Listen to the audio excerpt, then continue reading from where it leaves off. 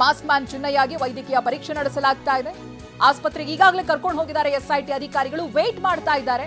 Medical checkup complete ಆಗಿ ಅದರ ರಿಪೋರ್ಟ್ಗಳು ಬರೋವರೆಗೂ ಕೂಡ ಕಾಯಬೇಕಿದೆ. ಬೆಳ್ತಂಗಡಿ ತಾಲೂಕು ಆಸ್ಪತ್ರೆಯಲ್ಲಿ ಮೆಡಿಕಲ್ ಟೆಸ್ಟ್ ನಡೀತಾ ಇದೆ. ಅಲ್ಲಿಂದ ನೇರವಾಗಿ ಕೋರ್ಟ್ಗೆ ಕರ್ಕೊಂಡು ಹೋಗ್ತಾರೆ. ಬಟ್ ಸ್ವಲ್ಪ ಸಮಯ ಹಿಡಿತಾ ಇದೆ ಚಿನ್ನಯ್ಯನ ಮೆಡಿಕಲ್ ಚೆಕಪ್. ಇದಾಗಲೇ ಎಸ್ಐಟಿ ಅಧಿಕಾರಿಗಳು ಆಸ್ಪತ್ರೆಯಲ್ಲೇ ಇದ್ದಾರೆ, ಕಾಯ್ತಾ ಇದ್ದಾರೆ. ವೈದ್ಯರಿಂದ ದೃಢೀಕರಣ ಪತ್ರವನ್ನ ಪಡೆದುಕೊಳ್ಳಬೇಕಿದೆ. ಆರೋಗ್ಯದಲ್ಲಿ ಯಾವುದೇ ರೀತಿಯಾದಂತಹ ವ್ಯತ್ಯಾಸ ಇಲ್ಲ, ಸರಿಯಾಗಿದ್ದಾರೆ, ಕರ್ಕೊಂಡು ಹೋಗಬಹುದು, ಏನೂ ಸಮಸ್ಯೆ ಇಲ್ಲ ಅನ್ನೋದಾಗಿ ಹೇಳಬೇಕಿದೆ. ಸೊ ಇದಕ್ಕಾಗಿ ಕಾಯ್ತಾ ಇದ್ದಾರೆ. ಇನ್ ಕೇಸ್ ಏನಾದರೂ ಆರೋಗ್ಯದಲ್ಲಿ ವ್ಯತ್ಯಾಸ ಇದೆ ಅನ್ನೋದಾಗಿ ಗೊತ್ತಾದಾಗ ಏನು ಮೆಡಿಕಲ್ ಅಸಿಸ್ಟೆನ್ಸ್ ಕೊಡಬಹುದು, ಇವೆಲ್ಲವೂ ಕೂಡ ಎಸ್ಐಟಿ ಹಾಗೆ ವೈದ್ಯರ ಮುಂದಿರುವಂತಹ ಚಾಲೆಂಜಸ್. ಏನೂ ಸಮಸ್ಯೆ ಇಲ್ಲ ಅಂತ ಗೊತ್ತಾದ್ರೆ ಖಂಡಿತವಾಗಿಯೂ ಅಲ್ಲಿಂದ ನೇರವಾಗಿ ಕೋರ್ಟಿಗೆ ಕರ್ಕೊಂಡು ಹೋಗ್ತಾರೆ. ಇವೆಲ್ಲದಕ್ಕೂ ಒಂದು ಸ್ವಲ್ಪ ಸಮಯ ಕಾಯಬೇಕಿದೆ. ಇದಾಗಲೇ ಆಸ್ಪತ್ರೆಯ ಮುಂಭಾಗ ಎಸ್ಐಟಿ ಅಧಿಕಾರಿಗಳಿದ್ದಾರೆ. ಸ್ಕಾರ್ಪಿಯೋ ಕಾರ್ನಲ್ಲಿ ದೂರುದಾರನನ್ನು ಕರ್ಕೊಂಡು ಬಂದರು. ಎಸ್ಐಟಿ ಕಚೇರಿಯಿಂದ ನೇರವಾಗಿ ಬೆಳ್ತಂಗಡಿಯ ಖಾಸಗಿ ಆಸ್ಪತ್ರೆಗೆ ಕರ್ಕೊಂಡು ಬಂದಿದ್ದಾರೆ. ಆತನನ್ನ ಮೆಡಿಕಲ್ ಚೆಕಪ್ ನಡೆಸ್ತಾ ಇದ್ದಾರೆ. ರಿಪೋರ್ಟ್ಗಾಗಿ ಎಸ್ಐಟಿ ಅಧಿಕಾರಿಗಳು ಕಾಯ್ತಾ ಇದ್ದಾರೆ. ಅದನ್ನು ಸ್ವೀಕರಿಸಿದ ನಂತರದಲ್ಲಿ ಆತನನ್ನ ಕೋರ್ಟಿಗೆ ಕರ್ಕೊಂಡು ಹೋಗ್ತಾರೆ.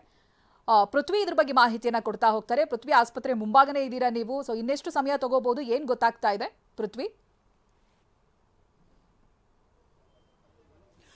ಚೈತ್ರ, ಸದ್ಯಕ್ಕೆ ಹಾಸ್ಪಿಟಲಿಂದ ಬ್ಯಾಕ್ ಡೋರ್ನಲ್ಲಿ ಎಸ್ಐಟಿ ಆಫೀಸ್ಗೆ ಕರ್ಕೊಂಡು ಹೋಗಿರುವಂಥದ್ದು. ನಾನಿವಾಗ ಬೆಳ್ತಂಗಡಿ ನ್ಯಾಯಾಲಯದ ಹತ್ರ ಬಂದಿದ್ದೀನಿ. ಸೊ ಹಾಸ್ಪಿಟಲಿಂದ ಈಗ ಜಸ್ಟ್ ಈ ಕಡೆಗೆ ಬಂದಿರುವಂಥದ್ದು. ಸೊ ಅಲ್ಲಿಂದ ಆ ಒಂದು ಮಾಸ್ಕ್ ಮ್ಯಾನ್ ಅಲಿಯಾಸ್ ಏನು ಚೆನ್ನಯ್ಯ ಅಲಿಯಾಸ್ ಚಿನ್ನ ಏನಿದ್ದಾನೆ, ಸೊ ಆತನನ್ನು ಈಗ ಅಲ್ಲಿ ಆರೋಗ್ಯ ತಪಾಸಣೆಯನ್ನು ಮಾಡಿ ಇವಾಗ ಎಸ್ಐಟಿ ಕಚೇರಿಗೆ ಕರ್ಕೊಂಡು ಹೋಗಿರುವಂಥದ್ದು. ಅಂದರೆ ಕೋರ್ಟ್ಗೆ ಕರೆಕ್ಟ್ 11 ಗಂಟೆ ಸುಮಾರಿಗೆ ಇಲ್ಲಿಗೆ ಬರಬೇಕಾಗುತ್ತೆ. ಅಂದರೆ 11 ಗಂಟೆಗೆ ಕೋರ್ಟ್ಗೆ ಅವ್ರನ್ನ ಪ್ರೊಡ್ಯೂಸ್ ಮಾಡಬೇಕಾಗುತ್ತೆ. ಸೊ ಇನ್ನೂ ಕೂಡ 20 ನಿಮಿಷ ಟೈಮ್ ಇತ್ತು ಅಂತ ಹೇಳಿ ಹಾಸ್ಪಿಟಲಿಂದ ಎಸ್ಐಟಿ ಆಫೀಸ್ ಹತ್ರದಲ್ಲೇ ಇತ್ತು ಅಂತ ಹೇಳಿ ಈಗ ಸದ್ಯಕ್ಕೆ ಆರೋಗ್ಯ ತಪಾಸಣೆಯನ್ನು ಮುಗಿಸಿ ಹಾಸ್ಪಿಟಲ್ನ ಬ್ಯಾಕ್ ಡೋರ್ ಇಂದ ಆತನನ್ನ ಎಸ್ಐಟಿ ಕಚೇರಿಗೆ ಕರ್ಕೊಂಡು ಹೋಗಿರುವಂಥದ್ದು. ಅಲ್ಲಿಂದ ಈಗ ಕೋರ್ಟ್ಗೆ ಕರ್ಕೊಂಡು ಬರುವಂತ ಎಲ್ಲ ಸಿದ್ಧತೆಗಳನ್ನ ಮಾಡಿದ್ದಾರೆ. ಈಗ ಸದ್ಯಕ್ಕೆ ನಾನೀಗ ಬೆಳ್ತಂಗಡಿ ಕೋರ್ಟ್ನಲ್ಲಿ ಇದ್ದೀನಿ. ಇಲ್ಲಿ ನೋಡ್ಬೋದಾಗಿದೆ, ಇಲ್ಲಿ ಎಲ್ಲ ರೀತಿಯ ಸಿದ್ಧತೆಗಳು ಆಗಿರುವಂಥದ್ದು. ಅಂದರೆ ಗೇಟ್ಗೆ ಇಲ್ಲಿ ಪೊಲೀಸ್ ಭದ್ರತೆಯನ್ನ ಹಾಕಿದ್ದಾರೆ. ಆದರೆ ಕೋರ್ಟ್ ಒಳಗಡೆ ಯಾರು ಕೂಡ ಅಂದರೆ ಬೇರೆ ಯಾರು ಕೂಡ ಎಂಟ್ರಿ ಆಗಬಾರ್ದು ಅಂತ ಹೇಳಿ ಈಗ ಎಲ್ಲರನ್ನು ಕೂಡ ಇಲ್ಲೇ ತಡೆದಿರುವಂಥದ್ದು. ಹೆಚ್ಚಿನ ಪೊಲೀಸನ್ನು ಹಾಕಿರುವಂಥದ್ದು. ಮತ್ತೆ ಕೋರ್ಟ್ನಲ್ಲಿ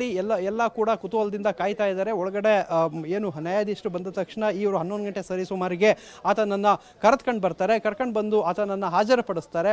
ಹಾಜರುಪಡಿಸಿ ಒಳಗಡೆ ಏನು ಕಾನೂನು ಪ್ರಕ್ರಿಯೆಗಳಿರುತ್ತೆ ಅದನ್ನೆಲ್ಲ ಮುಗಿಸ್ಲಿಕ್ಕೂ ಕೂಡ ಎಲ್ಲ ರೀತಿಯ ಸಿದ್ಧತೆಗಳು ಎಲ್ಲವನ್ನು ಕೂಡ ಮಾಡಿರುವಂಥದ್ದು. ಸದ್ಯಕ್ಕೆ ಈಗ ಅಂತಿಮ ಹಂತದ ಸಿದ್ಧತೆಯಾಗಿದೆ. ಕೋರ್ಟ್ನಲ್ಲಿ ಎಲ್ಲ ರೀತಿಯ ತಯಾರಿಗಳು ನಡೆದಿರುವಂಥದ್ದು. ಕೋರ್ಟ್ನಲ್ಲಿ ಎಲ್ಲರೂ ಕೂಡ ಅಂದರೆ ವಕೀಲರು ಸೇರಿದಂತೆ ಎಲ್ಲರೂ ಕೂಡ ರೆಡಿಯಾಗಿದ್ದಾರೆ. ಸೊ ಆತನ ಪರವಾಗೂ ಮಾಸ್ಕ್ ಮ್ಯಾನ್ ಪರವಾಗೂ ಕೆಲವೊಂದು ವಕೀಲರುಗಳು ಕೂಡ ಈ ಕಡೆಗೆ ಬರ್ತಾ ಇರುವಂಥದ್ದು. ಸದ್ಯಕ್ಕೆ ಏನು ಪೊಲೀಸರು ಎಲ್ಲವನ್ನು ಕೂಡ ಇಲ್ಲಿಗೆ ಅವ್ರನ್ನೆಲ್ಲ ಕರ್ಕೊಂಡು ಬರುವಂಥದ್ದು. ಮತ್ತು ಇಲ್ಲಿ ಟ್ರಾಫಿಕ್ ಪೊಲೀಸರು ಕೂಡ ಬಂದಿರೋದನ್ನ ಇಲ್ಲಿ ನೋಡ್ಬೋದಾಗಿದೆ. ಅಂದರೆ ಈ ಒಂದು ಕೋರ್ಟ್ ಇರುವಂಥ ಜಾಗದಲ್ಲಿ ಇವತ್ತು ಸಾಕಷ್ಟು ಟ್ರಾಫಿಕ್ ಜಾಮ್ಗಳು ಅವು ಇವು ಉಂಟಾಗ್ಬೋದು ಅಂತ ಹೇಳಿ ಇಲ್ಲಿಗೆ ಈಗ ಟ್ರಾಫಿಕ್ ಪೊಲೀಸರು ಕೂಡ ಆಗಮಿಸಿದ್ದಾರೆ. ಸದ್ಯಕ್ಕೆ ಆತನನ್ನು ಕರೆಕ್ಟ್ 11 ಗಂಟೆಗೆ ಇಲ್ಲಿಗೆ ಕರ್ಕೊಂಡು ಬರಲಾಗುತ್ತೆ. ಕರ್ಕೊಂಡು ಬಂದು ಒಳಗಡೆ ಕೋರ್ಟ್ಗೆ ಪ್ರೊಡ್ಯೂಸನ್ನು ಮಾಡ್ತಾರೆ. ಕೋರ್ಟ್ಗೆ ಪ್ರೊಡ್ಯೂಸನ್ನು ಮಾಡಿ ಆತನನ್ನು 14 ದಿನಗಳ ಕಾಲ ಪೊಲೀಸ್ ಕಸ್ಟಡಿಗೆ ಕೇಳಲಿದ್ದಾರೆ. ಸದ್ಯಕ್ಕೆ ಆತನ ಕರೆದುಕೊಂಡು ಎಸ್ಐಟಿ ಅಧಿಕಾರಿಗಳು ಅಂದರೆ ಸ್ವಲ್ಪ ಗೌಪ್ಯವಾಗಿ ಮಾಡ್ತಿದ್ದಾರೆ. ಇನ್ನೂ ಕೂಡ ಆತನ ಮಾಸ್ಕನ್ನು ತೆಗೆದಿರಲಿಲ್ಲ. ಅಂದರೆ ಏನು ಆ ಒಂದು ವಿಟ್ನೆಸ್ ಪ್ರೊಟೆಕ್ಷನ್ ಆಕ್ಟ್ನಲ್ಲಿ ಆತನಿಗೆ ಮಾಸ್ಕನ್ನು ಹಾಕಲಾಗಿತ್ತು. ಆತನ ಐಡೆಂಟಿಟಿಯನ್ನು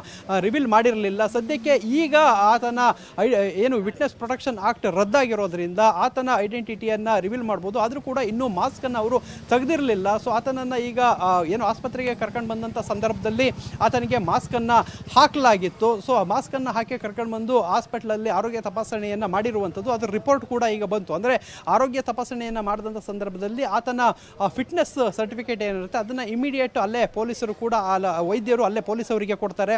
ಪೊಲೀಸರು ಎಸ್ಐಟಿ ಪೊಲೀಸರು ಅದನ್ನು ಇಟ್ಕೊಂಡು ಹೋಗಿ ಎಸ್ಐಟಿ ಕಚೇರಿಗೆ ಹೋಗಿರುವಂಥದ್ದು. ಅಂದರೆ ಏನು 10:30 ಸುಮಾರಿಗೆಲ್ಲ ಈ ಒಂದು ಆರೋಗ್ಯ ತಪಾಸಣೆ ಮುಗಿದಿತ್ತು. ಅವ್ರಿಗೆ ಇನ್ನೂ 20 ನಿಮಿಷಗಳ ಕಾಲ 20 ನಿಮಿಷ ಯಾರ ಮೇಲೂ ನಮಗೆ ಅವ್ರ ಪರನೂ ಇಲ್ಲ ಇವ್ರ ಪರ ಇಲ್ಲ. ನಮಗೆ ನ್ಯಾಯದ ಪರ, ನಮಗೆ ಧರ್ಮದಲ್ಲಿ ರಾಜಕಾರಣ ಮಾಡಬೇಡಿ ಅಂತ ನಮ್ದು ಅಷ್ಟೇ.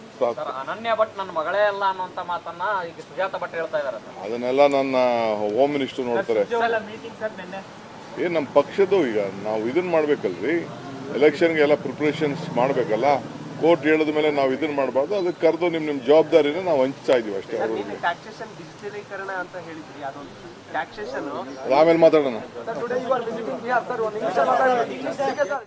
ಇನ್ನು ಪ್ರಕರಣಕ್ಕೆ ಸಂಬಂಧಪಟ್ಟಾಗಿ ಡಿಕೆಶಿ ಕೂಡ ಮಾತನಾಡ್ತಾ ಇದ್ರು, ಯಾರು ಪರಾನೂ ಇಲ್ಲ ವಿರೋಧನೂ ಇಲ್ಲ ಅಂತ. ಈ ಹಿಂದೆನೂ ಕೂಡ ಅವ್ರು ಹೇಳಿದ್ರು, ಏನ್ ಷಡ್ಯಂತ್ರ ಇದ್ರೂ ಕೂಡ ಅದು ಹೊರ ಬರುತ್ತೆ ವಿಚಾರಣೆ ಹಂತದಲ್ಲಿ ಅಂತ.